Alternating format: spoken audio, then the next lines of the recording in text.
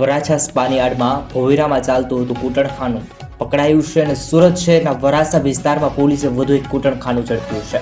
Bombay market સામે આવેલા ત્રાપ્તી Ganga કોમ્પ્લેક્સના ભોયરામાં spa massage parlour આડમાં ચાલતું કૂટણખાનું પોલીસે ઝડપી લીધું.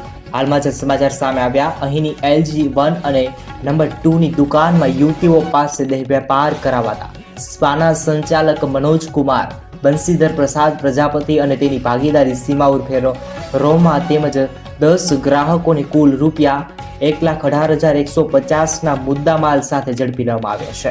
આ સાથે જ 5 લલ્લાને પૂછપરછ દરમિયાન વરાછા પોલીસ સ્ટેશનમાં લઈ જવામાં આવ્યા. પોલીસે રેડ કરી અને ત્યારે 7 ગ્રાહકો વેઇટિંગમાં પણ બેઠા હોવાના સમાચાર. પ્રાપ્ત માહિતી અનુસાર મૂળ બિહારનું વતની અને સુરતના પાંડેસરા ખાતે LMની આવાસમાં રહેતો મનોજ કુમાર પ્રજાપતિ સીમા ઉર્ફે રોમા સાથે ન્યૂ બોમ્બે માર્કેટ સીમા ત્રાપ્તી ગંગા કોમ્પ્લેક્સના અંડરગ્રાઉન્ડમાં 2 દુકાન ભાડે રાખી અને સ્પાની આડમાં કૂટણખાનું ચલાવતા હોવાની પોલીસને બાતમી મળી. આધારે વરાછા પોલીસ ગ્રાહકને મોકલી અને રેડ કરી પોલીસે ત્યાં દરોડા પાડ્યા છે. પોલીસે કાયદેસરની કાર્યવાહી હાથ ધરી છે. સમગ્ર ઘટના સામે આવી છે. ગ્રાહકો પાસે 900 રૂપિયા લઈ અને સ્પાનો સંચાલક લલ્લાને 200 રૂપિયા આપતો હતો. ભોયરાની દુકાનમાં પાર્ટીશન કરી અને કેબિન બનાવાઈ હતી. પોલીસ રેડ કરી ત્યારે 7 લોકોને વેઇટિંગમાં બેઠા હોવાના સમાચાર.